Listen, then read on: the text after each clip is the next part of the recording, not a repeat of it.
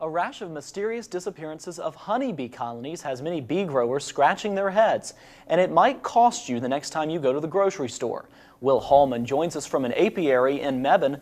Will, what's happening to these bees? Well, Adam, the bees behind me are dying, and nobody knows why. I talked to commercial bee grower Jeff Lee, and he says that his bee stock has greatly decreased. And he's not the only one losing bees.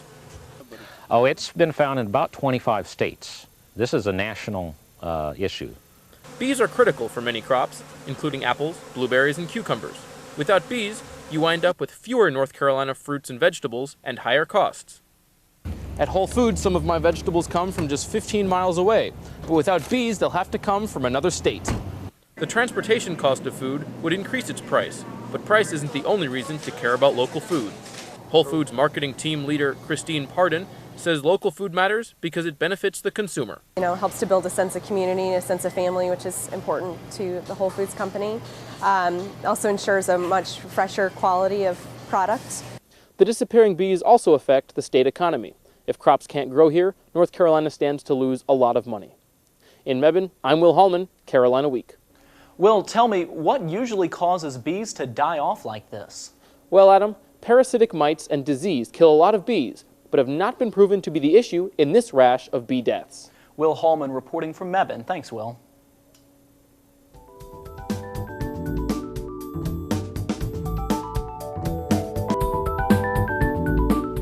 Today's Black History Focus takes us to McCorkle Place, the site of the university's Unsung Founders Memorial. The stone monument, sculpted by artist Do-Ho So, is a memorial to all people of color who helped build UNC. Controversy surrounded the memorial when it came to Carolina in 2005. 300 small bronze figurines support a larger table. Some say the monument belittles the people it was meant to exalt. The class of 2002 gave the memorial as a senior gift. Like most towns in the country, Chapel Hill has a history of racial segregation. When the old Chapel Hill Cemetery was the only cemetery in town, a single wall bisected the land, separating whites from blacks. Many of the graves on the black side are marked only with rocks. Graves that do have tombstones often show their age with moss and are weathered and broken. UNC professor Timothy McMillan says the cemetery reminds us that a racial divide still exists. I think it's really interesting that the graveyard is so typical of America, even in Chapel Hill. If you're buried in the black section, you're black. If you're buried in the white section, you're white. To 2007. The cemetery was built in 1776. The university took control of it in 1988. And though the Chapel Hill Cemetery hasn't changed in decades, the landscape of Franklin Street is changing all the time. Reporter Takita Wilkerson has more about the comings and goings of Chapel Hill's most popular road.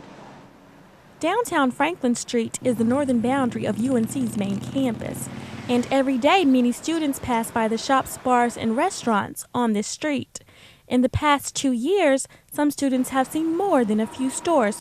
This building was the home of the Gap clothing store. It closed in 2004. And this building housed the Car Drug store that closed in January.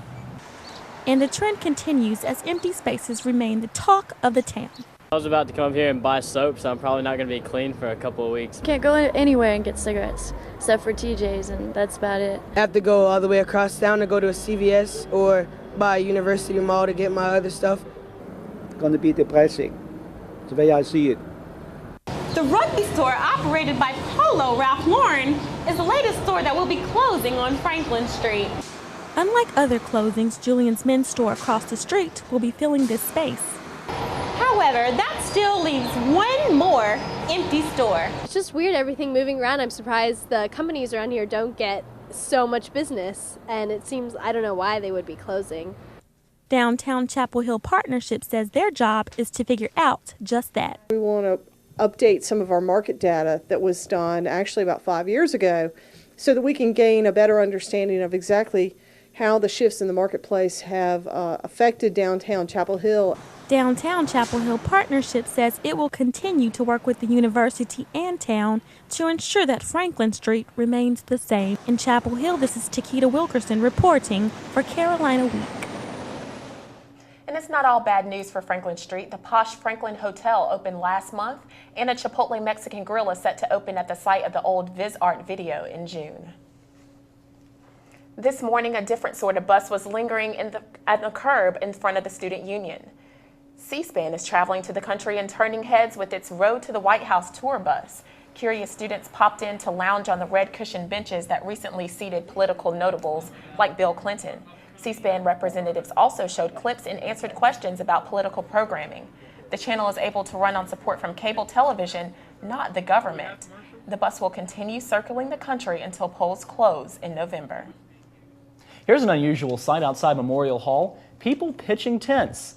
The crowd was waiting to buy tickets to see Ben Folds perform on March 28th. Many arrived more than 24 hours before tickets went on sale to stake out their spots. Students bundled up for the cold night but stayed occupied by studying and doing crossword puzzles. UNC freshman Matt Harkey was one of the first people in line and says camping out for tickets was a no-brainer. Things just lined up right. I like Ben Folds, and just being on a college campus, nothing better to do, you know. Schoolwork, who cares about that? Might as well wait outside for a concert. And now we're joined by weathercaster Jonathan O. And, you know, the people sitting outside, it was for them it was chilly, but it certainly wasn't as cold as it's been in the past. Right. Yeah, I was thinking that, you know, Kayville, you know, over at Duke, it was really cold earlier, but now, you know, it seems like it's warming up over here. Yeah, 70s in the winter. Yeah, I know, it's amazing, isn't it? But yeah, it is still the middle of February. It's incredible. But some people are already putting their winter clothes away. When we come back, I'll let you know if the shorts and flip-flops are here to stay or if winter jackets will need to make a comeback.